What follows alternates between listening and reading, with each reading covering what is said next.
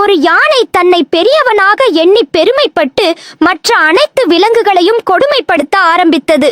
ஒரு நாள் தன் தும்பிக்கையால் எறும்புகளின் குடும்பத்தின் மீது தண்ணீர் தெளித்தான். அதனால் எறும்புகளின் வீடு முழுவதும் சேதமடைந்தது. அப்போது ஒரு சிறிய எறும்பு தைரியமாக யானையிடம் சென்று, நீங்கள் ஏன் எங்களுக்கு இப்படி செய்கிறீர்கள் என்று கேட்டது.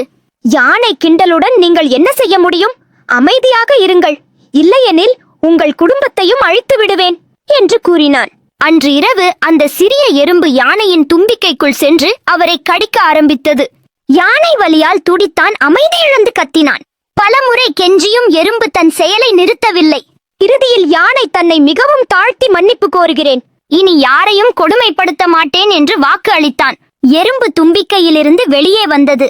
மற்ற எறும்புகளுடன் மகிழ்ச்சியுடன் சேர்ந்து கொண்டது. பெருமையானவம் மற்றும் பிறரை கொடுமைப்படுத்தும் பழக்கம் கடைசியில் தண்டனையை தரும். பெரியவர்களாக இருந்தாலும் சிறியவர்கள்